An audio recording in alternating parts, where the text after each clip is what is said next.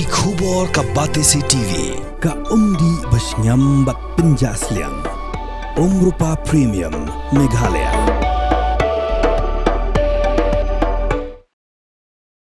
District Magistrate jong Ribhoi District u Abhilash Baranwal hakashitrik unai luar araja apsan ula Pynjari dak section Shispa Andrupulai BNS ban khangi kali kit khia banyai lingba ka Surok na Mawskhei-Mawdem kabala ban kata ya Jingkieng kabala tor bal kabala ban khalam haganu ganu kopor kani gijing Pynjari kendon kalong hadin balayo gijing ujor no executive engineer jong katrat PWD Nongpo division ba Jingkieng kalajot bal kala ban tawa ne khalam lada ya kali ki bakit khia District Magistrate ulama hamru balada don ginu-ginu ginongnya kali gi baile persya ya kajing mana kinsha pencistom hapok gi kendon jongkaan.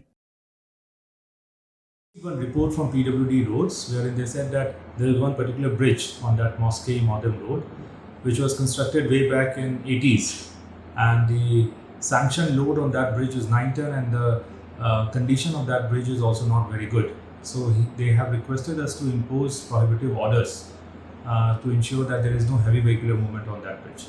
So accordingly, to prevent the integrity of the bridge as well as to prevent any untoward incident, we have imposed section 163 of BNSS to ensure that no heavy vehicular movement takes place on that.